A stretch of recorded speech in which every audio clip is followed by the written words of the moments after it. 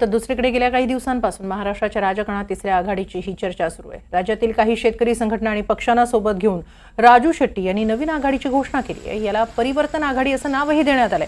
विशेष म्हणजे या आघाडीकडून विधानसभा निवडणुकीत 288 जागांवर उमेदवार देण्याचं देखील शेट्टी यांनी जाहीर केलंय। याबाबत राजू शेट्टी यांच्याशी बातचीत केली आमचे प्रतिनिधी मोहसिन शेख यांनी। राजू शेट्टी यांनी काही शेतकरी संघटना आणि पक्षांसोबत नवीन आघाडी सुरू केली आहे। याबाबत त्यांची बैठक देखील झाली। आपल्यासोबत स्वतः शेट्टी साहेब आहे। काय बैठक झाली, किती संघटना सोबत आहे आणि काय तुमचं ठरलं आहे?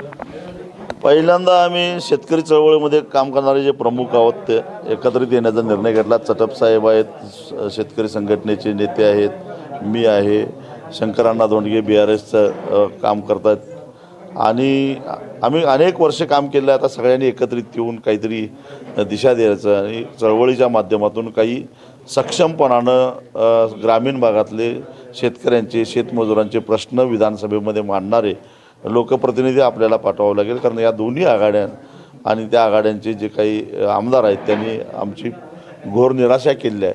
अशावेळी चांगले आमदार जनसामान्यांच्या प्रश्नाची जाण असणारे निवडून आणण्यासाठी आपल्याला प्रयत्न करायला पाहिजे। आणि आज दोन्ही आघाड्यांनी शेतकऱ्यांना जवळजवळ बेदखल केले आहे आणि अनावश्यक गोष्टीवर चर्चा करत वेगळाच नॅरेटिव्ह सेट करायचा आणि त्याच्यावर निवडणुका लढवायच्या असा जो उद्योग चालू आहे ते आता प्रश्नावर, समस्यावर या सगळ्या आघाड्यांनी पक्षांनी यायला पाहिजे आणि मग मतदारांना ठरवून दे की काय करायचं ते। यासाठी आम्ही प्रयत्न करण्यासाठी म्हणून ही निवडणूक लढवण्याचा आणि आघाडी करण्याचा निर्णय घेतला आहे। बरं, किती संघटना सोबत आहे आणि विधानसभेत किती उमेदवार तुम्ही उभे करणार असं काही ठरलं आहे? सगळ्या 288 जागावर आम्ही पर्याय देण्याचा प्रयत्न करू। आता सध्या शेतकरी संघटना, स्वाभिमानी शेतकरी संघटना, BRS आणि बाकी छोट्या मोठ्या स्वतंत्र भारत पक्ष अशा सगळ्यांना एकत्रित केलेलं आहे। अजून अनेकांच्यावर चर्चा चालू आहेत आणि बघता बघता ही आघाडी व्यापक आघाडी होईल। बरं, तुम्ही म्हणताय चळवळीतल्या सगळ्या लोकांना सोबत घेणार आहे। लोकसभा निवडणुकीत मराठा फॅक्टर मोठ्या प्रमाणात पाहायला मिळाला। तुम्ही काल जरांगेंची देखील भेट घेतली, ते देखील सोबत येणार आहेत?